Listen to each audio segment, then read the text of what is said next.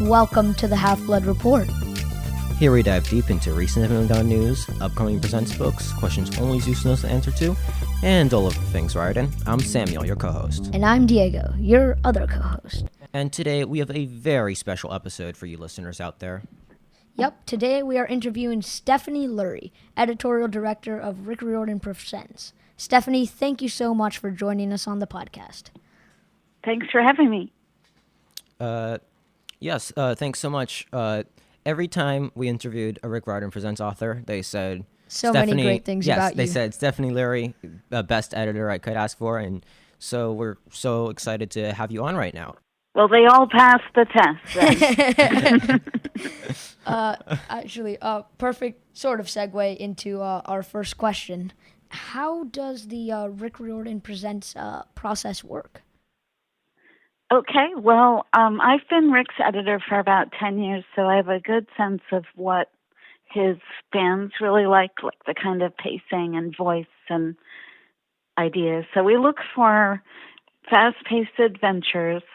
Usually the submissions come in to me from an agent, and it's in the form of a very brief pitch, like maybe a paragraph that says what culture or mythology the author is intending to write about and what the story is about and the author's background.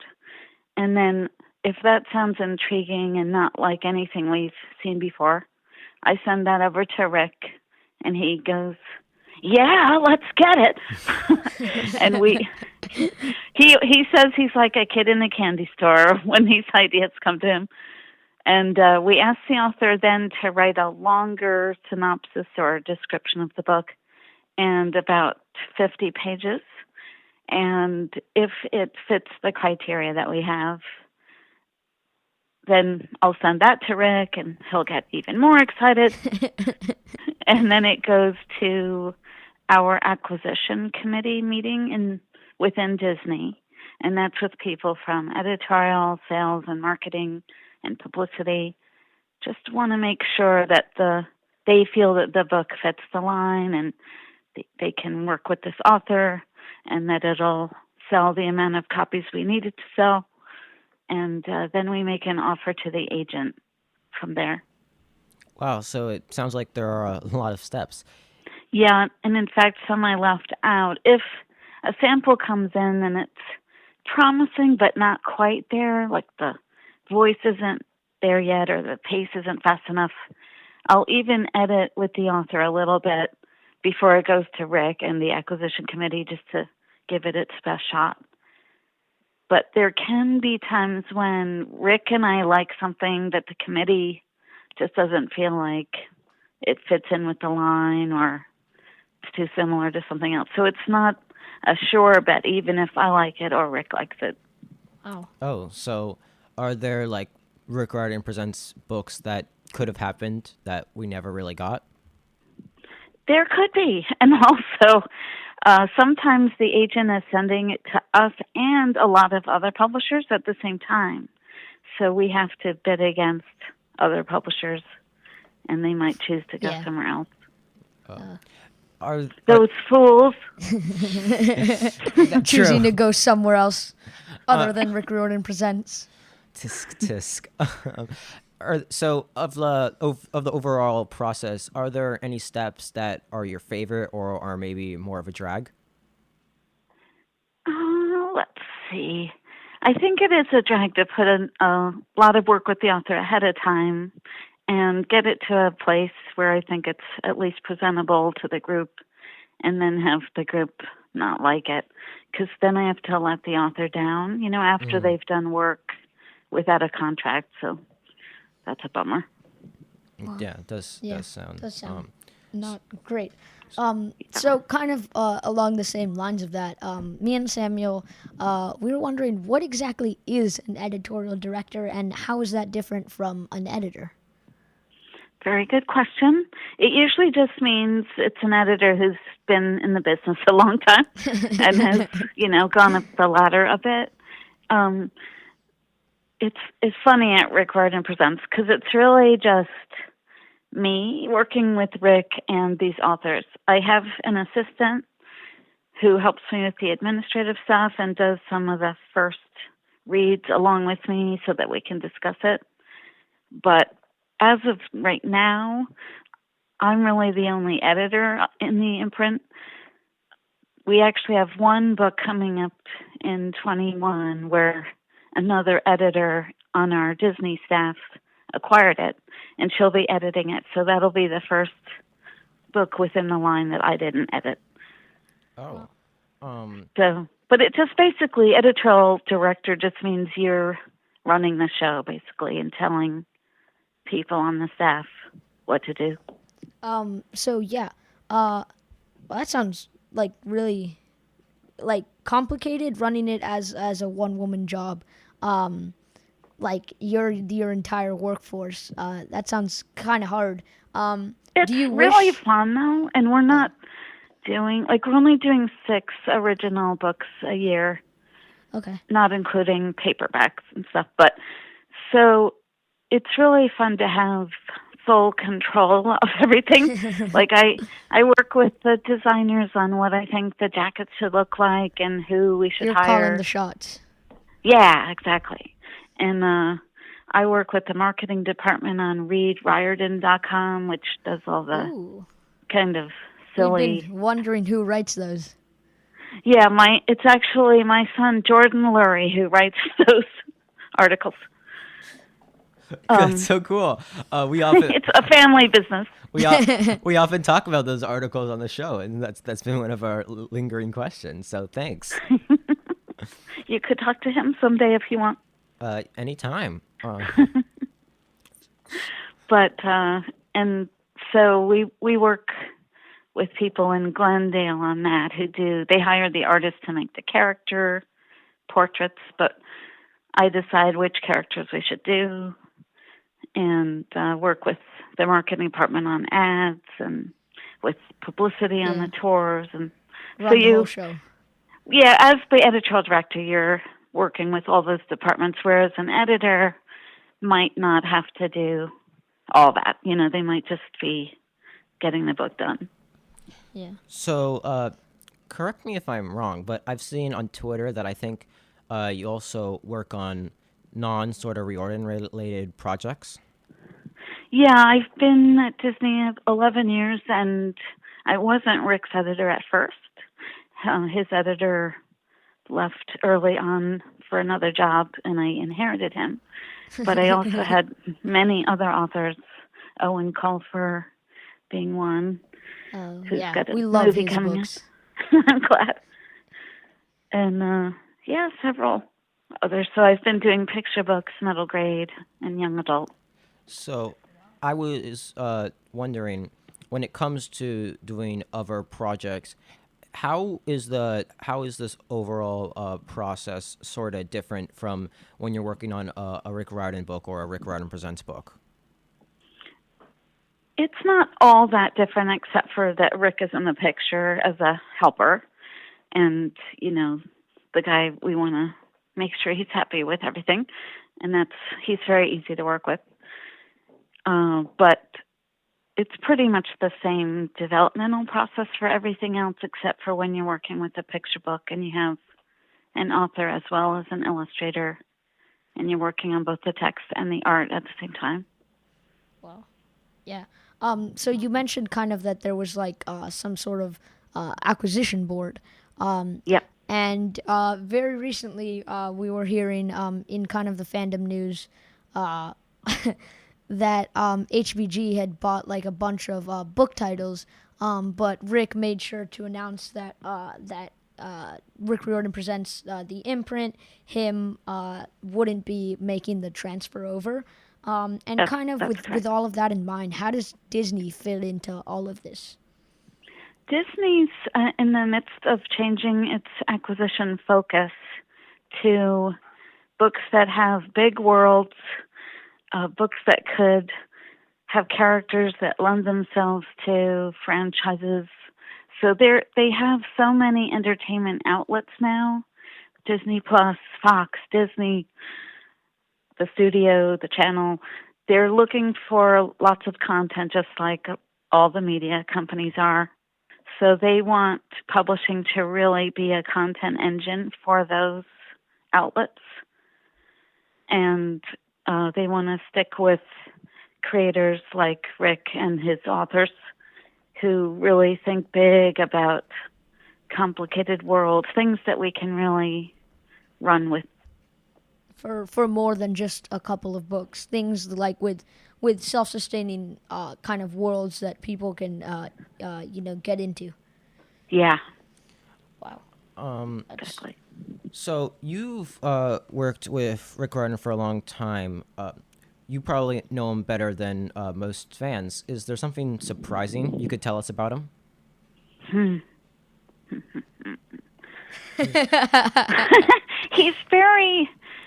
He's so honest and genuine. Like, what you do see online is him. He's very funny.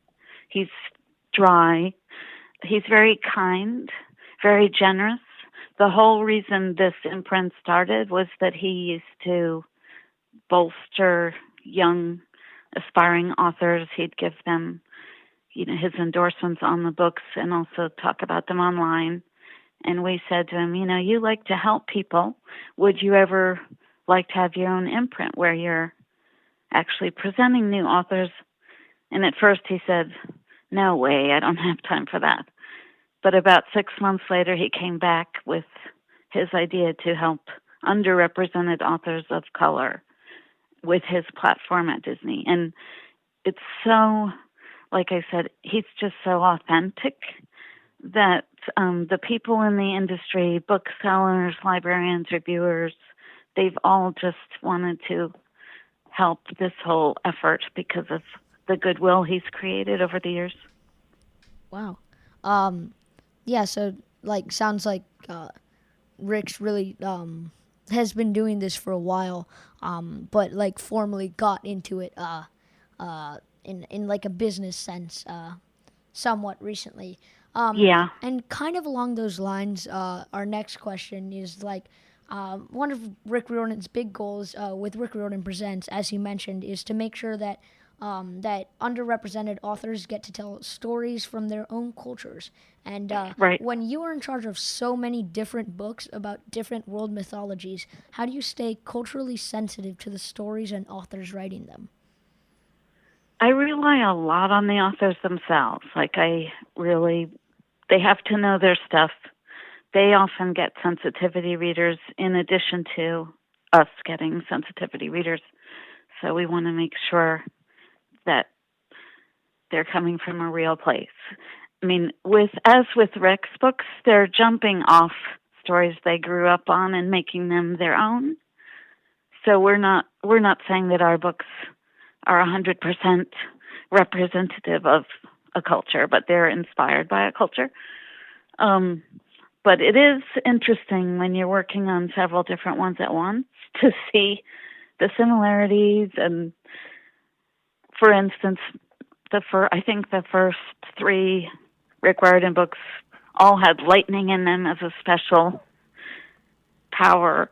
And, Rick's has that as well. But it makes sense because ancient cultures didn't know what lightning was, and it was a fearsome thing. So it makes sense that it would be an important part of many mythologies. Yeah, that's definitely true. Yeah. With Rick Riordan Presents. With Rick Riordan Presents, it was just like mythology in general. Mythology kind of started out as trying to explain things in the natural world and kind of make sense of that. And I definitely looking back on it and now we and people nowadays don't really see why lightning would be that scary. I mean, it seems that the seas would be way scarier because they could sink your boats, and earthquakes would be much more dangerous because all the buildings are tightly packed. But back then it was just so scary to have something just shoot out of the sky. Yeah. And then can you imagine an eclipse? Yeah, exactly. And the thunder behind it and everything. Yeah. So, and everyone experienced that, yeah. even if you were landlocked. Yeah. So it was just something that a lot of cultures could relate to. and you see it as kind of like a unifying thread going throughout all the books. Yeah. Yeah. Jumping a little bit away from Rick Riordan Presents, I have sort of a silly question, I think. But so we follow you on Twitter. You're always giving really interesting, helpful news about Rick Riordan Presents.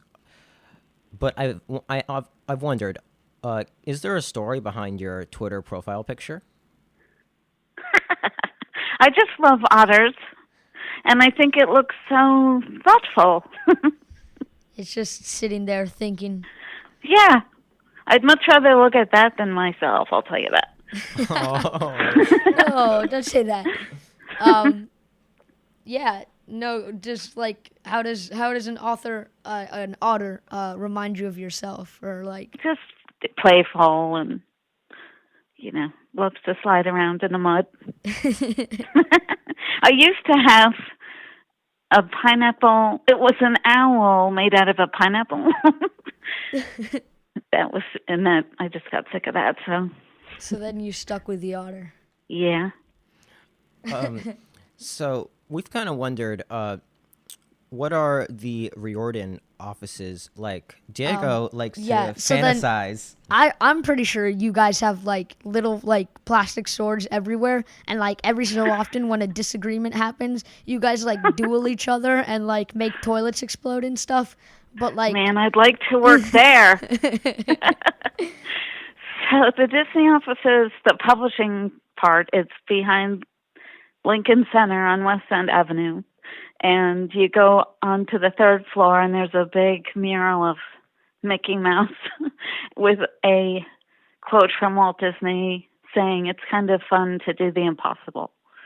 And then you walk into an open office with a lot of carols and meeting tables and things. And then there's some glass offices against the wall, and I'm in one of those. You would know immediately whose office it was because there's a huge mural of John Rocco's 5 covers for Percy Jackson on the top wall. And it's all the bookshelves are filled with Rick's books. And then there's a big plastic pitchfork, which is supposed to be a trident, on top of the bookcase, and a big cover of Percy Jackson's Greek Gods, like a blow-up. So, yeah, there's some toys, some Star Wars toys, too, because I'm into that. I haven't actually used the lightsaber on a person, but... You're pretty sure it would work, right? That's a shame. If some author gets on your nerves, I'm sure you'd put that lightsaber to good use. Yeah, actually, when Rick came to visit and he saw the pitchfork/trident, he said that I used that on authors who were running late. That's so funny. Yeah, kind of on that, I get a completely like different perspective of like what an editor is, because I think most people's idea of an editor is someone who kind of sits in an office and just like makes comment on manuscripts and kind of. Well, we do plenty of that. Yeah, but kind of around that extent. To what extent is that true? And to what extent do you like actually have to make yourself more of a public presence and go to events and otherwise? It's really up to the editor how much they want to do. I mean, we're encouraged to be on Twitter to promote our authors. And some editors also give publishing advice, things like that. But most of our job is sitting behind a laptop and working on a text. We do a lot of reading of submissions, and we're looking at stages of a book, like the first set of pages when the book's typeset for the first time and you're looking for errors there. We're looking at jacket art, things like that. I mean, it's very difficult to do our jobs in the office between 9 and 5 because there's so much email, there's phone calls, there's meetings, so you're always interrupted or answering other people's needs. So we do a lot of work at night and on the weekends on the editing, because you really need to have quiet focus time. Yeah. And this is like more of a personal question for me, but I write like a lot of like school papers and everything. And I've always found it more helpful to like print it out like on paper to find mistakes. And like, what is your strategy for editing books? Yeah, it's funny. There are editors who do that. They have to work on paper. I hate paper. I'm always digital. I'd rather even get the copy edited manuscript digitally and keep working on it that way. But it's definitely a personal choice. Yeah. Yeah, but that's like something that we differ on. I'm sure like after a while, you're working with a lot longer pieces, so it might get more cumbersome Yeah, to do things on paper. 500 pages from Kwame Mabalia. No thanks, I'm not carrying that around. He told us that he'd written as much as you guys had let him get away with. So I was wondering, is there any sort of projects in the work that we don't know about that you could give us little hints about? Yeah, I think there are a few. Well, speaking of Kwame, we have 2 more Tristan Strong coming. So there's book 2 is next year, and book 3 will be in 21. Yep, fall 21. Jen Cervantes is finishing up the Stormrunner trilogy with the Shadow Crosser that comes out this coming September. But after that, she's actually got a spin-off series coming. So that'll be really fun. Wow. Well, thanks. Arush Shah is 5 books in all, and we're just starting on the 4th one right now. Let's see what else I can. There's a few acquisitions we've made, but the contracts aren't done yet, so I can't talk about those quite yet. One that we've been kind of really like curious about is City of the Plague God. Yeah, The only love thing it. we've gotten kind of, it wasn't mentioned in one of the in the Rick Riordan article that like kind of like went over Touched on all the books coming out in all the books. 2020. And like Yeah, the only this piece one- of information that we've gotten has been like the Goodreads review. Right. So it comes out in January 21, and that's why it wasn't in the 20 roundup.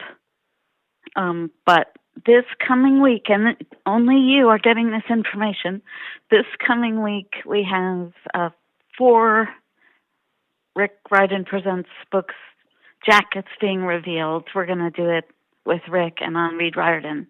And you'll see that one, City of the Plague God. So then it'll be more officially out there. Well, awesome. Thank you so much for telling us all about it. Yeah.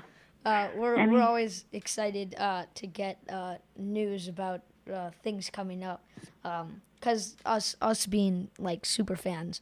Yeah, I know, you guys. And I really want to say we're so appreciative of what you're doing to promote the books. It's really meaningful to us. Well, it's really meaningful for us to hear that from you, because starting podcasts are We work late nights. I'm pretty sure Monday's episode was recorded today, even though we started recording it yesterday. Wow. So how do you juggle it with your schoolwork? So Samuel's a genius, but for me, I try to get things done beforehand, like as quickly as possible. Like sometimes I'll do a lot of work during my lunch periods, so that I don't have to do it afterwards. But it's a lot nicer. Like, I don't know. You said that you have an assistant kind of lightening the load for you, but since it's split between us two, Samuel takes half of it, I take half of it. Although it's usually more like Samuel taking like a little bit more than half of it. But I try to pitch in my share. That's Yeah. good that, yeah, there's two of you. The main thing for me is that I just have to edit the episodes, and so that requires a bit more time than some of the stuff Diego takes care of. But but on the other hand, Diego goes to Hunter High School, which is a lot of work. But I just go to Frank Sinatra, and I go to the film department there, and it's an art school, so it's not as much work. And then since I go to film, occasionally I'll have to like edit a film, and that will require like those days I have to work more, and then I'll have to set podcast stuff to the side. But overall, I think just going to an art school where we don't have to not do as much, but Different it's kinds of work. yes. So it allows me to have more time for this, which is awesome because really enjoy doing this sort of podcast, and especially it allows me to be a bigger fan than I even was before. And did you learn how to do it from Frank Sinatra? So yes, a little bit. I've like recently been learning some cool sound things. But overall, like I mean, we started the podcast when it was the summer before I even in started high June. school. So Oh, wow. We actually like have a little origin story, but Samuel calls me really late at night, and he says, "Diego, I have an idea for a podcast." And then I go like, "Okay, I'm listening. Shoot." And he goes like, "Remember that series that you probably read 3 years ago, but that I read last month? Remember that one?" And then I go like, "Yeah, Percy Jackson. I love that thing." And he's like, "Let's do a podcast about that." And I'm like, Wow. set. And then it happened for a week, and then we stopped for like 4 months. And then I kind of called Samuel, and he called me a couple times. And in October, we got back on top of things, and we got back on top of things in a very interesting fashion with an interview with Kwame. Cool. And we kind of just kept going from there. Great. And do you get school credit for it? No. We don't get anything. Oh, wow. We get our own enjoyment and our fulfillment of getting things like jacket covers announced early. we get something to put on our college application. Yeah, absolutely. Kind of. To that. And you get kudos from the Walt Disney Company. Well, thank you so much, Diego. Is there any last questions you have for Stephanie? Yeah, I actually had one last question, and I know we've been kind of like talking about like a little bit like light things, but I wanted to like do a finisher offer. One last kind of like deep question, something meaningful. But as you've been working in this business for, I don't remember how long you said, 11 years? at Like Disney? 40. Oh, 40. 40 Okay, in yeah. publishing. That's a lot of years. Yeah. But in everything that you've done, what is your goal as an editorial director and previously an editor? What is your goal? What is your like impact that you hope to have on the world and on future generations of kids? It's pretty simple, but I want to entertain kids with books. I'm not out to win awards. It's great if they do. Like, we're really proud of Kwame and Carlos for winning some recently. Oh yeah. But for me, I just want to do kid-friendly entertainment, and that's what I've always been about. I never really grew up. I think I'm even younger than you guys, because I think I froze around 10. But, I've always wanted to do books that take me back to that time in life. Well, that's a pretty noble goal, I guess. Yeah, that's Pretty simple. That's better than anything I could come up with. And with that, I think that's it for this episode of the Half-Blood Report. Where can people find you? For submissions? For submissions, for social media, your website, anything. Social media, it's best to probably just follow me on Twitter at SOLurie. And for submissions, we have to go through agents. So best thing is to find a literary representative and have them send them my way. All right. Yeah, thanks so much again for coming on the podcast with us. My pleasure. I wish you a lot of luck. I hope you get lots of followers. Thank you. Take care, guys. All right. Bye. Bye. Yeah, I think that's actually it for this episode of the Half-Blood Report. Diego, how can I contact this podcast? You can tweet at us with compliments, questions, corrections, or suggestions at Half Report. You can also find us on Instagram, The Half-Blood Report, or email us at our website, thehalfbloodreport.com. That said, it's time for credits. Our theme music is actually by me. I do most of our editing, and our recording equipment is on loan from William Bachman. My co-host here is Samuel, and I'm Diego. This is the Half-Blood Report podcast, the only HBR that matters. Survive till next week. Hi, I'm Stephanie Lurie, Editorial Director of Rick Riordan Presents, and I would never listen to the Half-Blood Report.